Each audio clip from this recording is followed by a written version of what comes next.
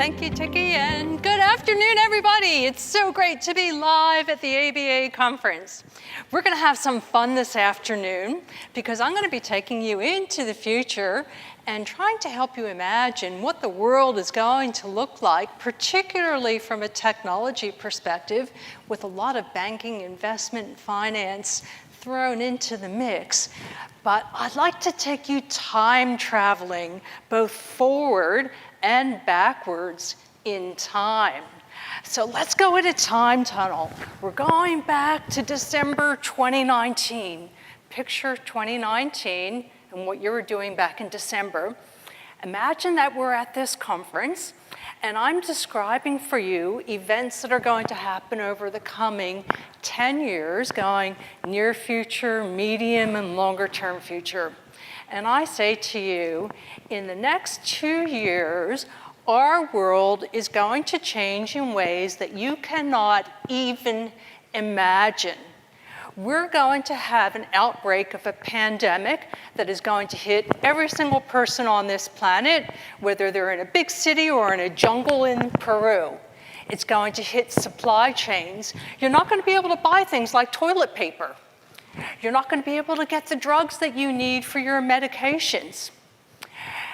Countries all around the world, along with pharmaceutical firms, are going to be rushing to invent vaccines to help inoculate us against this virus.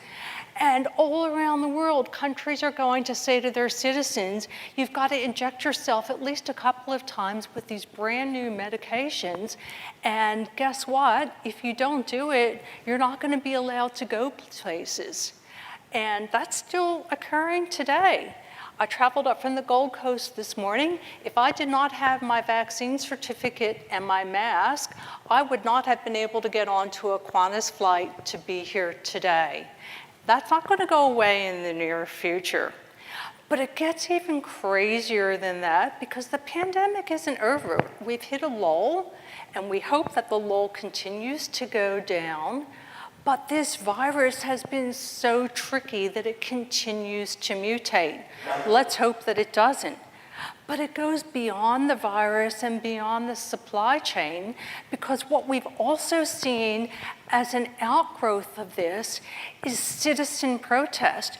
Who would have thought that truckers in Canada would be leading the flagship in saying, hey, we the citizens are not happy with what democratic governments are doing. We want to take control over our own bodies and decide whether we want to do this.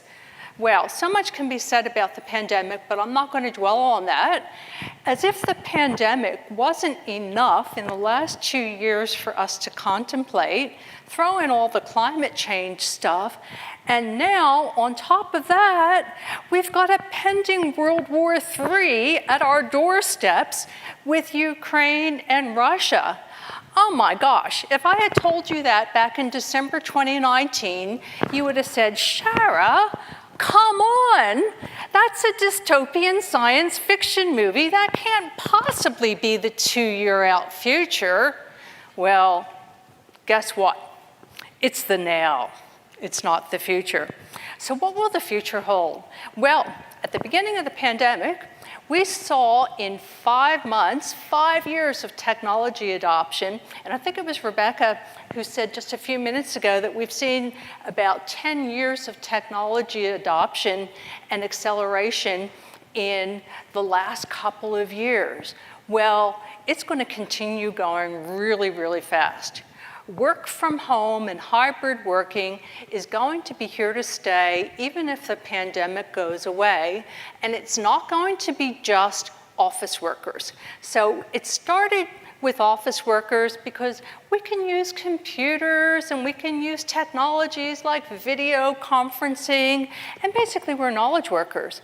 But if we add into the mix technologies like augmented reality, virtual reality, robotics, haptics, which is the sense of touch, we can start to do things like control scientific instruments remotely from home by being immersed in a digital environment.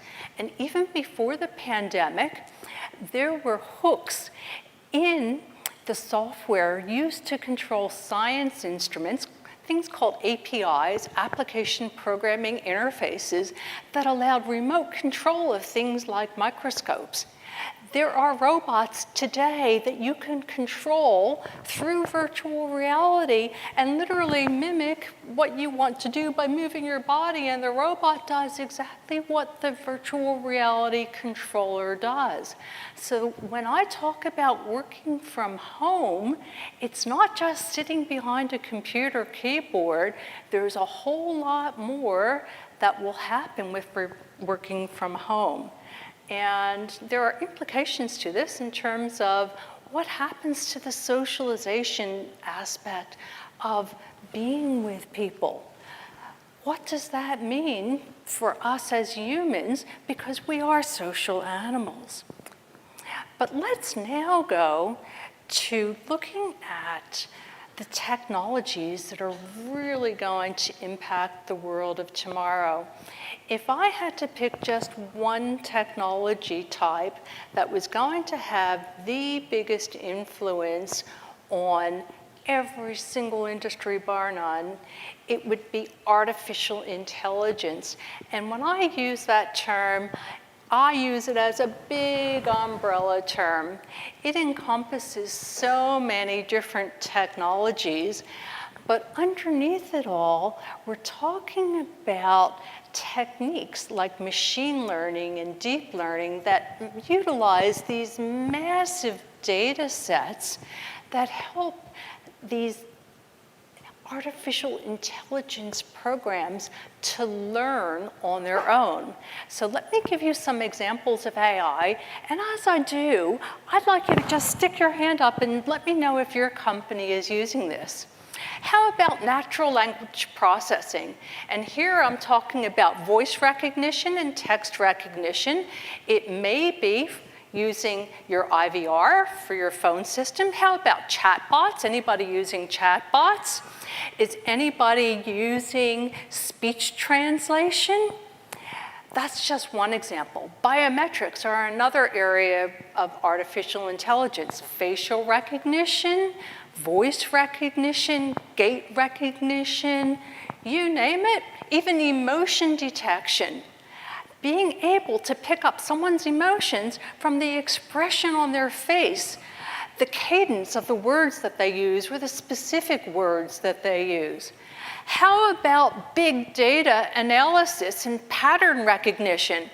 I'd be surprised if any of you were not using that in your companies, because frankly, that is where AI is super powerful. Being able to take these terabytes and petabytes of data and crunch them into meaningful information that you can take action with in real time. And that's the key, is real-time insight and analysis. And there's a whole lot more. There's gesture recognition, there's controlling robots, there's driverless cars, you name it, it's happening with AI. But then it gets even crazier because AI is still just in its infancy, even though it started to be introduced in 1950. That's a long time ago. I reckon it's still just a 2-year-old, but there's a new kid on the block called quantum computing that is starting to come into its own. I'm not going to get into the physics of quantum computing because I don't want to put everybody to sleep, but let's just say that it is computing on super steroids. So if you think about today's computers, it's either a 0 or a 1. With quantum computing, you're looking at states that allow you all kinds of fractional, if you like, qubit numbers in between the 0 and 1s. So the more qubits you have, the more processing power in simulations that you can do simultaneously, and the faster you can solve problems. In July of last year, in the Harvard research labs, they invented a quantum computer, still experimental, that is capable of 256 qubits. That allows more simulations than there are atoms in this solar system. Picture that. Just picture how many atoms are in your body, and now try to picture how many atoms are in the whole solar system, and you get an idea of exactly how powerful that will be. If you can imagine matching that with artificial intelligence, big data that we're gathering from all kinds of devices, including the Internet of Things that has sensors all over the place, then you can start to imagine the power that we will have in terms of computing power with QC. And initially, QC will be expensive, just like the old mainframes were. But what I am predicting is that we'll have these big banks of quantum computers that companies and perhaps some very well-funded individuals will use on an as-a-service basis. So rather than everybody buying their own quantum computers, you'll be tapping into it as a service. Eventually, when the price point gets lower, just like it did with regular computing, you might have the equivalent of a smartphone in your pocket with quantum computing chips. This is not science fiction. This is science that's in the research labs all over the world and is starting to be rolled out now. So one of the other things that is going to fundamentally be shifting, a lot of it because of events of the last 2 years, is starting to move manufacturing back onshore. So over the last couple of decades, there's been this big move to take manufacturing and move it to where labor is cheaper. But when you start to throw in a technology like 3D printing, better known as additive manufacturing, as well as traditional manufacturing, then you can start to become self-reliant, which is what we need to do right now, because if you look at the shelves in supermarkets, there are still shortages, and it doesn't look like there's any end in sight in the near term. So with additive manufacturing, what you're doing is putting down layers of things. And it's not just plasticky stuff anymore. Most of the 3D printers that are available commercially use multiple materials at the same time. It may be metals, it could be plastic, it could be almost any kind of material that you want. There are 3D printers that use construction refuse to build homes, for heaven's sake. There are 3D printers that use synthetic materials that are living organisms or even stem cells to do bioprinting of things like skin or cartilage. And it gets even better than that. In late last year, in November, there were scientists that invented a nanoscale 3D printer that used copper atoms to design structures that are 25 nanometers wide. That is so tiny, it's unbelievable. It's 195 copper atoms. To give you some scale, the smallest thing that you can print using today's metal printers is 100 micrometers. That is 4,000 times larger than these new 3D nanoscale. One single hair on your head is 3,000 times bigger than a nanoscale 3D printer. Climate change, sustainability, super important. There are so many technologies that are going to play into this. Solar power is really important. How many people, by the way, have solar on their home? Anybody? Oh, good. A few of us, yes. That's important, but of course you need sunshine for solar to work. Wind power, well, that's not something you're likely to have on your house unless you have a farm, but that's another renewable energy, but there are a lot of other ones as well. One that's really interesting and where we're starting to see a lot of investment in Australia is with green hydrogen, and that's where we're using renewable energy like solar or wind to take H2O and split it into hydrogen and oxygen and then use it for fuel cells or batteries or to power hydroelectric plants. Another really cool energy type is something called a wave roller.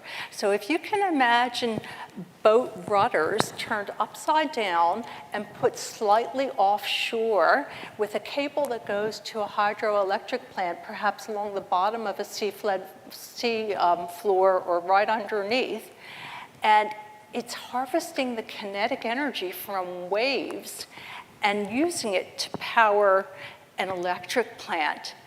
Those experiments are happening. You might think, well, that could be really detrimental to marine life. But what's fascinating is that they're actually forming artificial barrier reefs, and the marine life actually likes the wave rollers. That's pretty cool, isn't it? One that I really like and that I think is definitely worth investing in is something called blue energy. How many of you have heard of that? Anybody? Okay. Well, blue energy is basically harvesting the kinetic energy from salt when fresh water from like a big river or lake meets the saltwater ocean.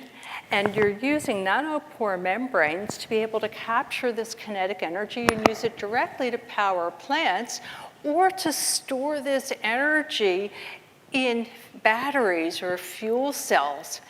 This is another technology that is really deserving of investment and something I think that the banking and investment industries should be looking at, funding companies that want to do research in this area.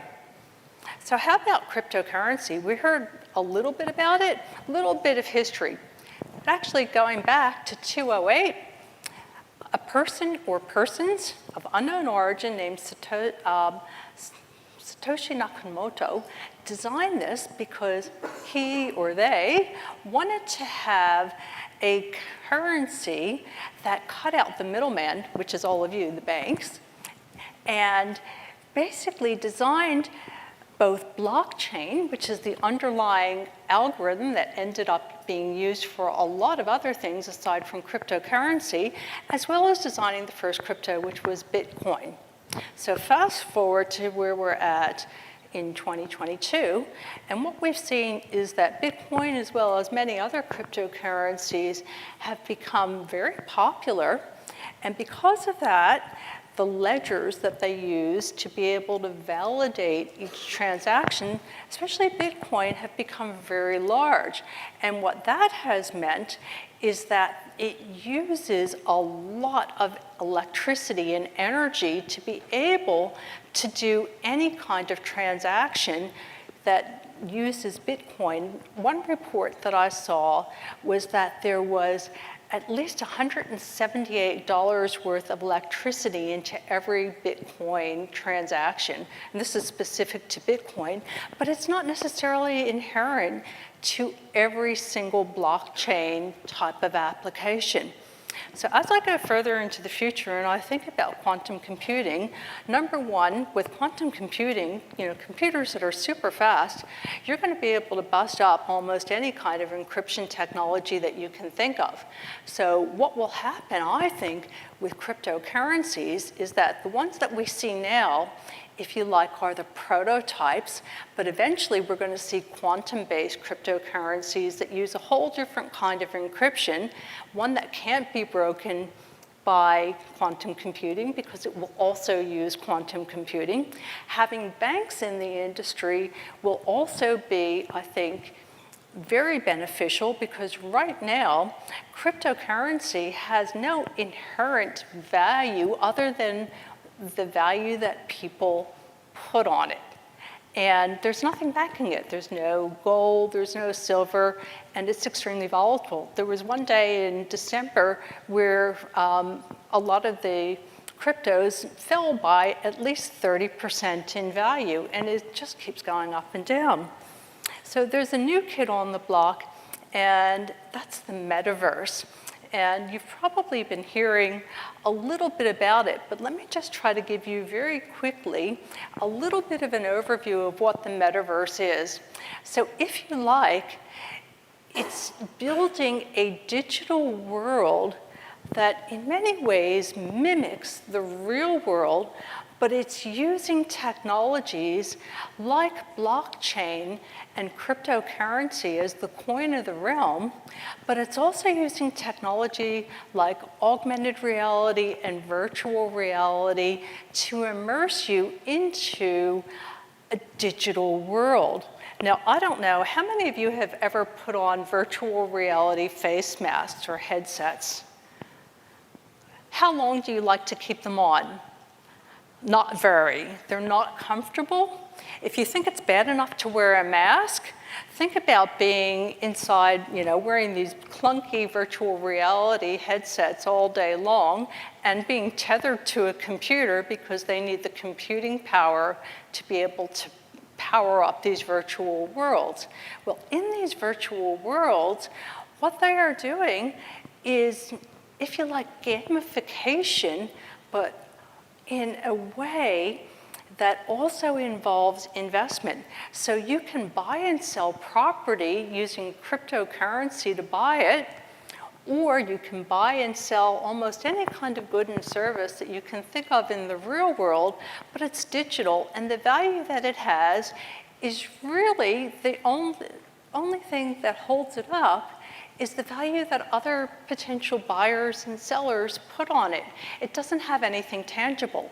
So I think the evolution of the metaverse, which is a fascinating concept, is going to have to change to when VR gets a lot easier to use, but also if we can tie things in the digital world into the real world, into real tangible assets, then I think it can have some legs.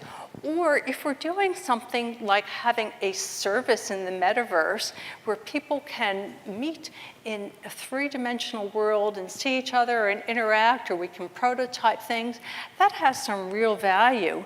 But if I had an extra $1 million to spend on property, I think I'd rather buy real land and a real house than spend $1 million on a piece of property in the middle of the metaverse. A whole lot more to say on that and not enough time to go into it. Now, there was talk about a chief payments officer as a new job of the future and a new C-level role. I think chief ethics officer is another one that's going to be absolutely fundamental. If you think just about artificial intelligence, think about how much can go wrong when you've got these machines that are sucking in big data sets and making decisions based on the information that they infer from data sets. First of all of our laws and regulations right now are built on the principle that it's actually humans that are making decisions, but this stuff happens so fast that humans are not in the loop, and you can get some really unexpected results. One example to make it concrete: there was an experiment done a few years ago in the US with looking at parolees and deciding whether or not they ought to be granted parole. And it turned out that the AI that was being used was very lenient towards Caucasian men and much harsher to people of color. And there was nothing in the algorithms that were used that would have actually made it do this, and the researchers were actually quite perplexed.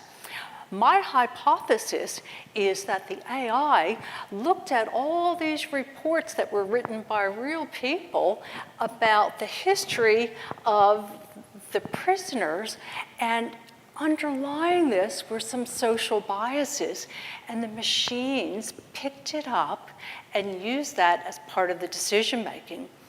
Ethics is going to play such an important role in so much that we do in the future.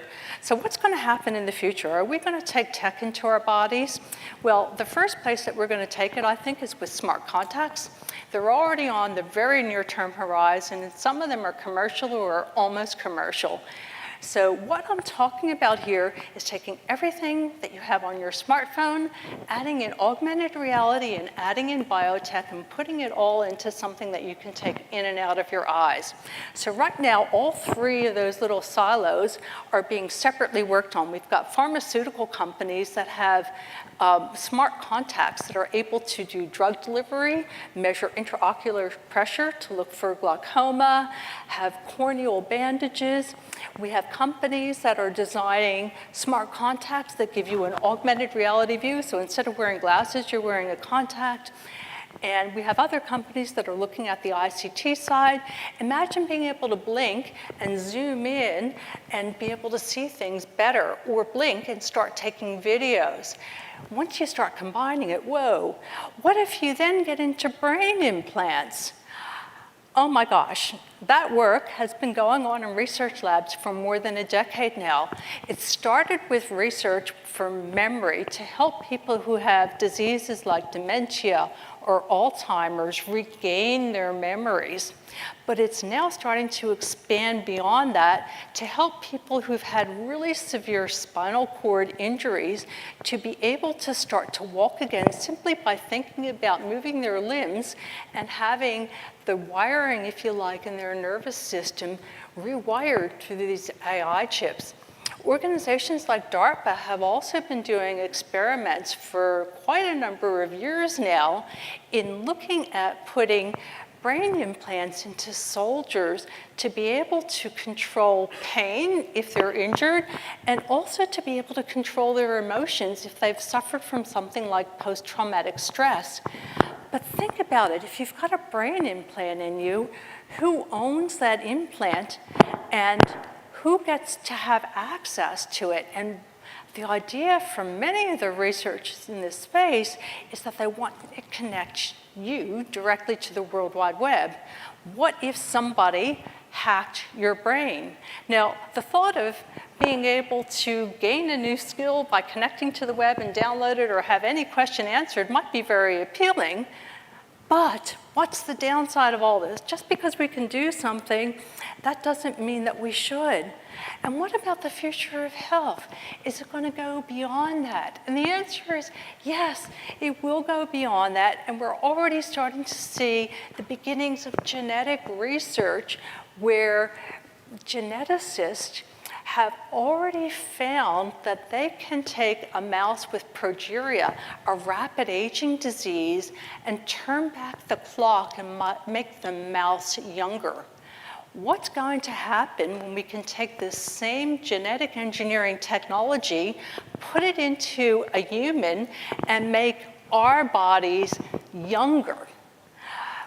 There are scientists who believe that within the next 10 to 20 years, we're going to find the gene that controls aging. And when we do, we're going to be able to put a stop whenever we decide at whatever age we like. We're going to stop aging, and we'll be able to live for somewhere between 400 and 800 years old. Imagine what that will do to society. Oh my gosh, do you want to work for 800 years? How would you like to be married to the same person for 800 years? What's that going to do to wealth transfer? What's that going to do to the social contracts that we have, like marriage? People will probably have multiple families if that takes place. You know, we're getting to this era of precision medicine, and part of it also goes with nanotechnology. Nanobots are these teeny, teeny, teeny, tiny robots that are nanometer size. And believe it or not, it's not science fiction. This is stuff that's happening in research labs today. In 2018, a paper was published that showed it was a collaboration between Arizona State University and China Nanoscience Technology Institute, where they had designed a DNA-coded nanobot that had particles that attracted to a particular type of blood tumor, and as soon as it found that tumor, it unfurled and injected it with a drug that made it starve off the blood supply and kill the tumor. We're talking targeted precision medicine. So initially, we're talking 10 years out now, right? But initially, we're going to see nanobots in our bodies that target specific diseases. But eventually, it's very likely in the 10+ year horizon that we're going to have nanobots swimming inside of our body as little guardians, looking out for any side of disease in all of our different organs, and we might have different bots for different kinds of organs, and they're going to take proactive action inside of our bodies before anything goes wrong. That's getting into the world of science fiction. And speaking of science fiction, the very last thing that I'll talk about, which sounds like science fiction but is science today, is space travel. And gosh, gotta love space travel. It really is the final frontier, and it may be the savior of humanity. And the reason that space travel is becoming real is because of investment, mainly by private industry, but also with the backing of a lot of venture capitalists, of reusable rockets. That's key number one. Key number two, on both the moon and Mars, we have determined for sure that there are multiple areas where there is water. We've also determined, irrefutably, just in our own galaxy, that there are thousands of planets that orbit suns, and a lot of them are in what is called the Goldilocks zone, which is human habitable. And already we've determined that some of them have water. So that's a key ingredient for space exploration. Add in robotics and 3D printing and being able to use whatever material happens to be on an asteroid, a moon, Mars, some other planet. It'll probably be the robots that go out and prepare the habitats for us, and then the humans can come and inhabit that place. What an exciting future that would be, and talk about a huge area of investment. So I'd like to thank you very much for your time this afternoon. I hope you've enjoyed this little ride into the future, and I would be absolutely delighted if you would connect with me on LinkedIn. I'd love to stay around, but unfortunately I'm based in the Gold Coast and have to fly back. But please feel free to contact me and ask me any questions that you have. Thank you again.